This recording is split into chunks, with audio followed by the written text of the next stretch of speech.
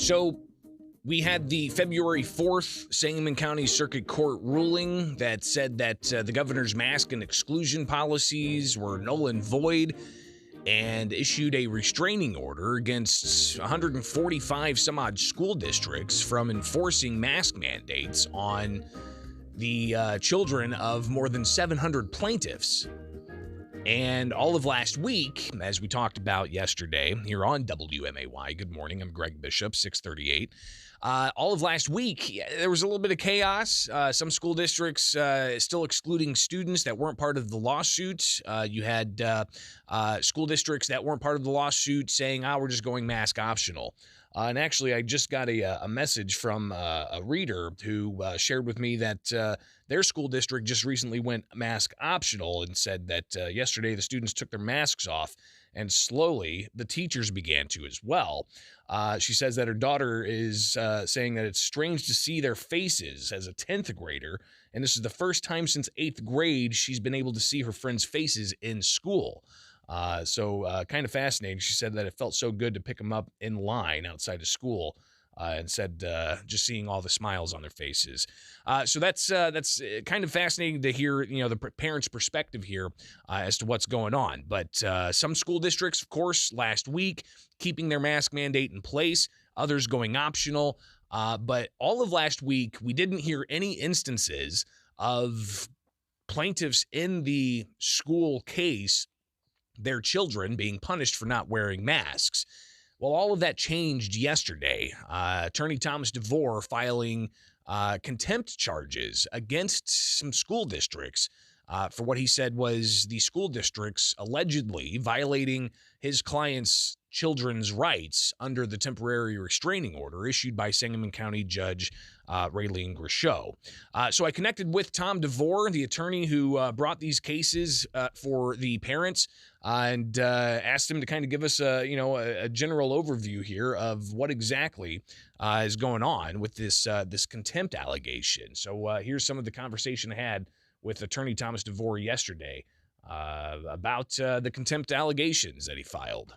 Well, the Judge Grishow issued the orders February 4th, and there was some conjecture and jargon going on out there, and even some writings by the Chicago public school system that her order doesn't apply to the students because of a collective bargaining agreement between the teachers union and the school district.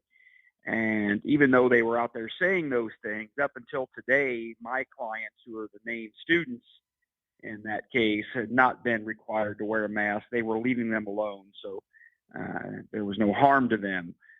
Today, out of the blue, they told my clients that are listed in the contempt that their children had to wear a mask or go home. So for whatever reason, they arbitrarily just changed the way that they were going to handle my children, and so they're in contempt of court, and I'm going to ask the judge to find them.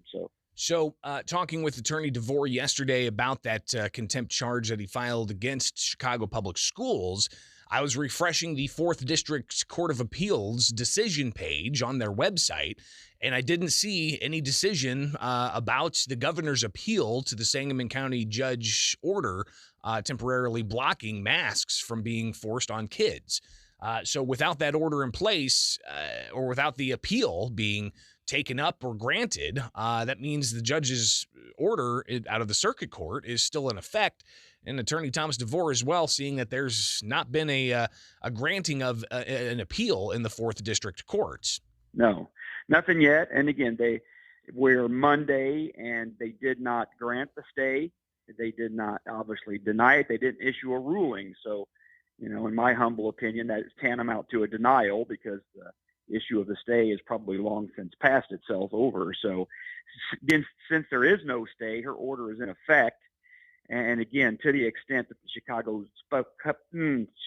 Chicago Public School District wants to try to suggest that their collective bargaining agreement between the teachers and the district somehow or another put obligations on my children, that argument's made in bad faith with zero support under the law, and I'll ask her to hold them in contempt, not only the school district board, the CEO, and the principal herself, sadly, because she's the one participating in whatever the fullest punishment the judge will give is what I'm going to ask for, because we need to put an end to this. So again, Attorney Thomas DeVore filing contempt charges against Chicago Public Schools, and he says that he's going to seek the highest punishment that the judge could give for being in contempt of the court's ruling.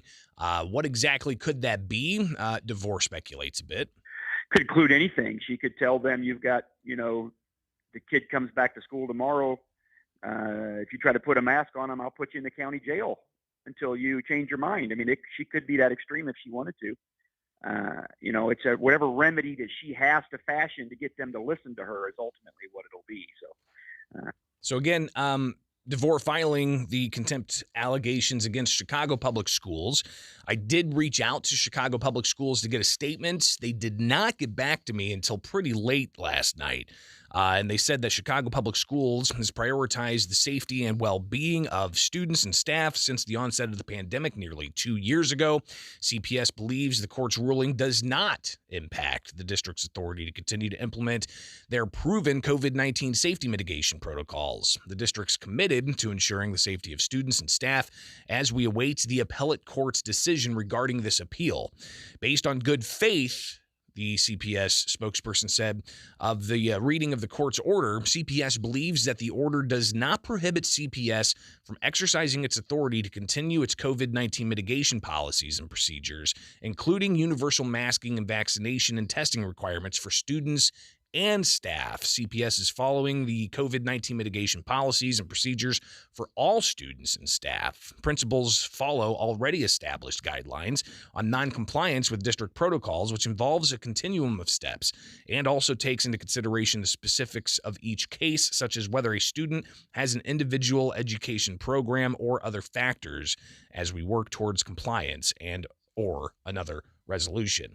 But again, going back to what DeVore said here about the Chicago Public Schools assertion that they have a collective bargaining agreement in place. He says that that's just not the case. Out of the blue, they told my clients that are listed in the contempt that their children had to wear a mask or go home. So for whatever reason, they arbitrarily just changed the way that they were going to handle my children, and so they're in contempt of court, and I'm going to ask the judge to find them so. Since there is no stay, her order is in effect, and again, to the extent that the Chicago Public School District wants to try to suggest that their collective bargaining agreement between the teachers and the district somehow or another put obligations on my children, that argument's made in bad faith with zero support under the law, and I'll ask her to hold them in contempt. So DeVore filing that contempt allegation against Chicago Public Schools, and it's not the only school district. There is another school district that he later in the day yesterday ultimately did file contempt allegations in Sangamon County, and that's against another school district in the Chicago suburbs. No, there's one more that I'm getting ready to file. I haven't filed it yet. This is the only school district in the state that is flat out saying child covered under this TRO has to wear a mask in school. I've got, I think District 128 is trying to be clever and say, well, yeah, your child doesn't have to wear a mask when they're in the school building for education, but if they come back into the school building for any other reason, like an after-hours event or something like that, they have to wear one. Completely ridiculous, and I will be filing that contempt request here this afternoon as well. But that's not as egregious as the Chicago system, but it's close.